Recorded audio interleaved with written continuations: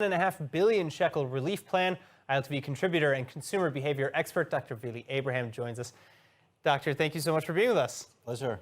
All right, so, what exactly is in this plan? So we're talking about 10 billion shekels. Most of it will be given in the form of loans to support businesses.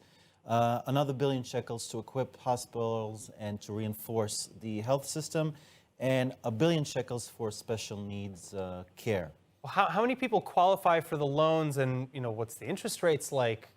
What are the long-term ramifications of? Well, the interest rates are very low. I mean, if you compare them to what you get in a bank today, it's really low. It's subsidized. But the thing is that we have a lot of unemployed individuals. If you look at the unemployment rate before the second lockdown, it was around 500,000. So we're talking about 11.2%. And the question is, how much will it do in order to bring down the unemployment rate, which only increased after the second lockdown went into effect? So that actually is the question. How much is this going to, help those who need it most? Because as we've reported and as we had something like 40,000 people just in the last 4 days register as unemployed.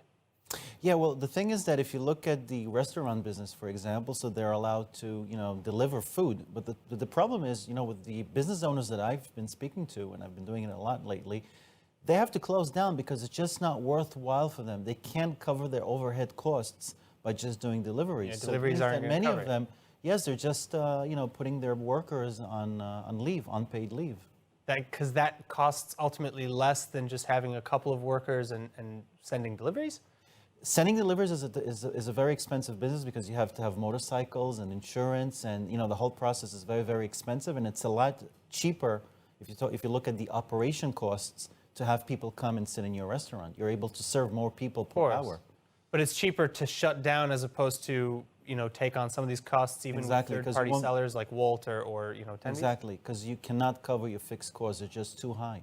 All right, so how best can people maybe take advantage of some of these loans and some of these benefits that are being passed in this stimulus and previous stimuluses? So if we're talking about business people, what they should do with the loans that they're getting, is first of all just pay off the debts that they have to suppliers, paying off for electricity and all the fixed costs.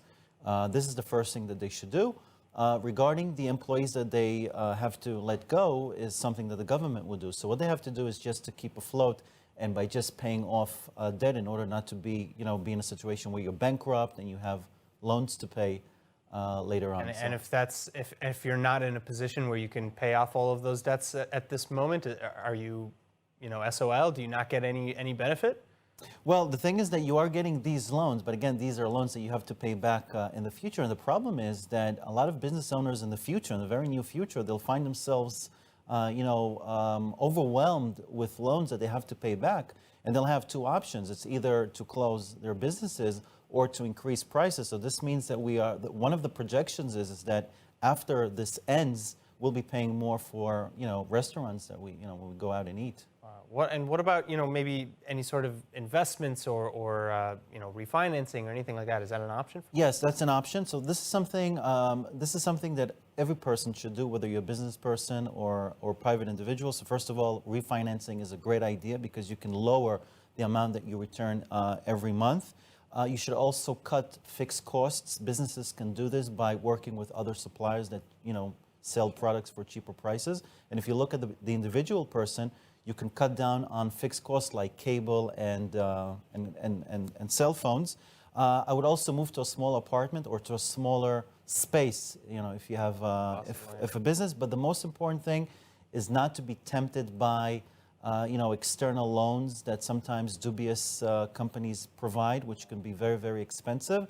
And most importantly, probably, is to safeguard your history, your credit history. Wow. All right, Vili, thank you so much.